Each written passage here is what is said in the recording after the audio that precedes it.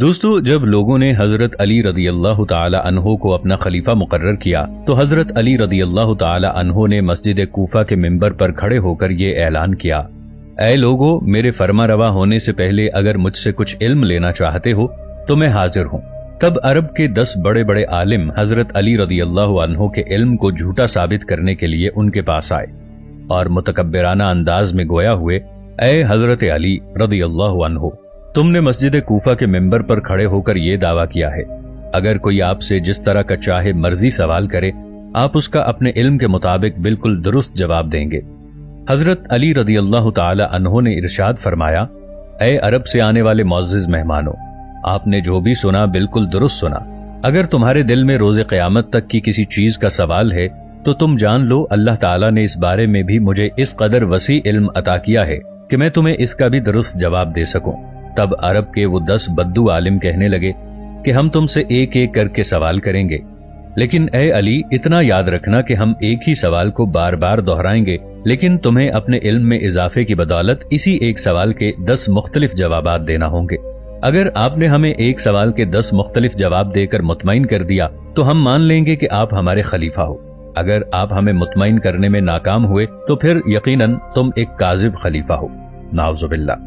دوستو، ان 10 سوالات والا واقعہ کوكب درری اور کتاب الکشکول میں واضح طور پر موجود ہے۔ حضرت علی رضی اللہ عنہ ان عرب کے تمام بڑے عالموں سے کہنے لگے: تم جو سوال پوچھنا چاہتے ہو بلا جھجک پوچھ سکتے ہو۔ تب ایک عالم حضرت علی رضی اللہ تعالی عنہ کے پاس آیا اور اپنا سوال عرض کیا کہ اے حضرت علی رضی اللہ تعالی عنہ، ہمیں بتائیے کہ سب سے بہترین چیز کون سی ہے، علم یا دولت؟ حضرت علی رضی اللہ تعالی عنہ فرمانے لگے: بلا شبہ اس میں کوئی شک نہیں کہ علم کو دولت پر برتری حاصل ہے۔ تبھی وہ عالم عرض کرنے لگا کہ ہمیں بتلائیے کہ یہ کیسے ممکن ہو سکتا ہے کہ علم دولت سے بہتر ہے؟ حضرت علی رضی اللہ تعالی عنہ نے ایک حیران کر دینے والا جواب دیا کہ اے ابن آدم، اگر تم دولت کو خرچ کرتے رہو گے تو وہ ایک دن ختم ہو جائے گی، جبکہ تم علم کو جتنا خرچ کرو گے وہ اتنا بڑھتا جائے گا۔ یہی وجہ ہے کہ علم کو دولت پر فوقیت حاصل ہے۔ یہ سن کر پہلا سوال کرنے والا شخص بہت متاثر ہوا اور عرض کرنے لگا: اے حضرت علی رضی اللہ عنہ، آپ نے میرا دل و دماغ مطمئن کر دیا ہے۔ تب دوسرا عالم آگے بڑھا اور اس نے اپنا وہی سوال دہرایا کہ کیا علم بہتر ہے یا دولت؟ حضرت علی رضی اللہ تعالی عنہ فرمانے لگے: اے ابن آدم، اس میں کوئی شک نہیں کہ علم دولت سے بہترین ہے۔ تو وہ سوالی بھی یہ سوال کرنے لگا کہ علم دولت سے کیسے بہتر ہو سکتا ہے؟ حضرت علی رضی اللہ تعالی عنہ فرمانے لگے کہ اے اللہ کے بندے، ایک مال و دولت والے آدمی سے اس کی دولت چرائی جا سکتی ہے، اس کا مال چوری ہو سکتا ہے، مگر ایک عالم سے اور اہل علم سے یہ چیز چرائی نہیں جا سکتی۔ اسی طرح تیسرا عالم آگے بڑھا اور اس نے اپنا وہی سوال دہرایا کہ اے حضرت علی رضی اللہ عنہ، ہمیں بتائیے کیا علم بہتر ہے یا مال و دولت بہتر ہے؟ حضرت علی کرم اللہ وجہہ نے جیسا کہ پہلے ان 2 آدمیوں کو جواب دیا تھا اس کو بھی یہی جواب دیا: بے شک علم دولت سے بہتر ہے۔ تبھی وہ آدمی کہنے لگا کہ کوئی ایسی دلیل دیجئے جس سے میرا دماغ مطمئن ہو جائے۔ حضرت علی رضی اللہ عنہ ارشاد فرمانے لگے کہ جب آدمی مر جاتا ہے تو اس کی مال و دولت صرف اس کی اولاد تک محدود رہتی ہے۔ اگر کوئی علم والا مرے گا تو اس کا علم نہ صرف اس کی اولاد اور رشتہ داروں کے کام آئے گا بلکہ رہتی دنیا تک اس کا علم آگے بڑھتا رہے گا۔ چوتھا عالم حضرت علی رضی اللہ تعالی عنہ کی طرف بڑھا اور اس نے بھی یہی سوال کیا۔ حضرت علی رضی اللہ تعالی عنہ ارشاد فرمانے لگے: اے ابن آدم، انسان جب مر جاتا ہے اسے قبر میں اتارا جاتا ہے تو اس کے ساتھ اس کی دولت ختم ہو جاتی ہے اور رفتہ رفتہ وہ سب کے ذہنوں سے مٹنا شروع ہو جاتا ہے،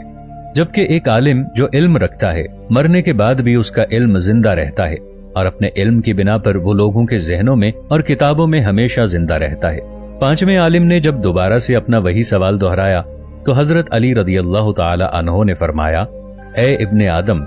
دیکھنے میں سب سے زیادہ یہی آیا ہے کہ دولت مند آدمی کی اولاد بے انتہا بگڑی ہوتی ہے۔ زیادہ دولت ہونے کی وجہ سے وہ الٹے کاموں میں ملوث ہو جاتے ہیں، جیسے شراب نوشی، جوا اور دوسرے دیگر کام وغیرہ، جبکہ عالم کی اولاد نیک، نمازی اور فرما بردار ہوگی۔ چھٹے عالم نے وہی سوال حضرت علی رضی اللہ تعالی عنہ سے کیا تو آپ رضی اللہ عنہ نے فرمایا: جس انسان کے پاس مال و دولت زیادہ ہوگی اس کے اسی قدر دشمن زیادہ ہوں گے، جبکہ جس کے پاس علم ہوگا اس کے ارد گرد با اخلاق اور عالم لوگوں کا دائرہ ہوگا۔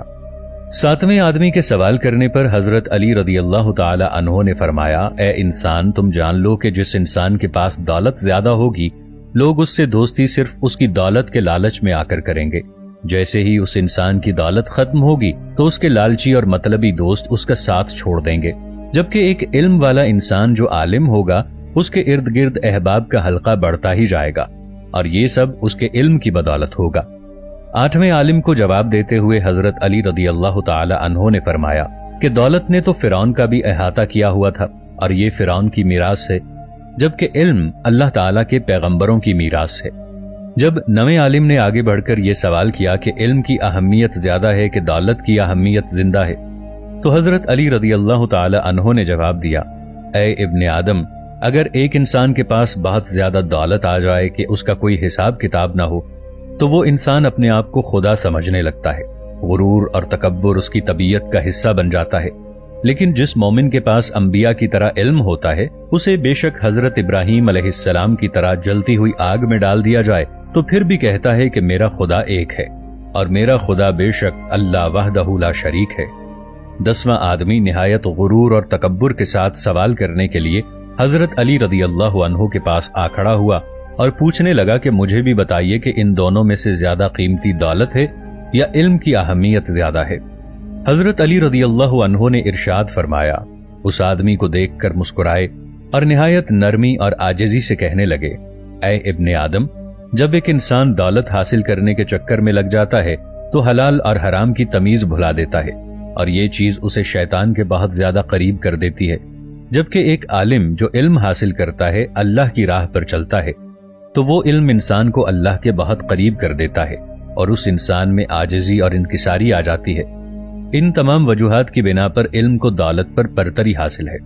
जब हजरत अली रदी अल्लाह ताला अन्हो ने अरब के उन 10 आलिमों को एक ही सवाल के 10 मुख्तलिफ और तसल्ली बख्श जवाब दे दिए तो उन्होंने अपना सर झुका लिया और कहने लगे, बेशक आपने हमें मुतमईन किया और एक सवाल के 10 मुख्तलिफ दुरुस्त और दानिशवराना जवाब दिए हैं। तो हजरत अली रदी अल्लाह अन्हो फरमाने लगे, ए खुदा के बंदो,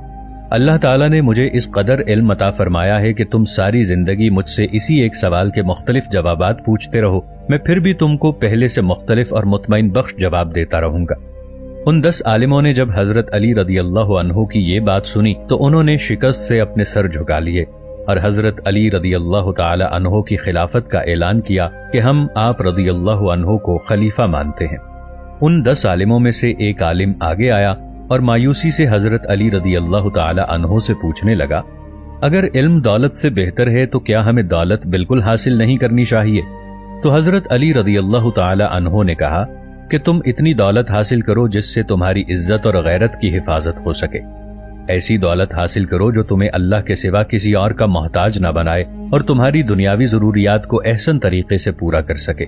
अगर तुम्हारे पास दौलत तुम्हारी जरूरियात से ज्यादा है तो तुम्हें चाहिए कि तुम अल्लाह की बाकी मखलूकात को भी इसमें से हिस्सा दो। अल्लाह ताला ने कुरान मजीद में भी ये इरशाद फरमाया है कि ए ईमान वालो, जान लो तुम्हारा माल, तुम्हारी औलाद इस दुनिया में तुम्हारे लिए एक आजमाइश है। कहीं ऐसा न हो तुम्हारा माल और तुम्हारी औलाद तुम्हें अल्लाह की याद से गाफिल कर दे, और फिर जो ऐसा करेंगे वही क़यामत के दिन हमेशा हमेशा का नुकसान उठाने वालों में से होंगे। और जान लो कि क़यामत के दिन ना ही तुम्हारा माल और ना ही तुम्हारी औलाद तुम्हारे कुछ काम आएगी, इसलिए तुम्हारा हकीकी माल वही है जो तुम दुनिया में कमाओ और आखिरत में भी तुम्हारे काम आए। अल्लाह ताला हमें इल्म हासिल करने और रिज़्क़ हलाल कमाने की तौफीक अता फरमाए। आमीन।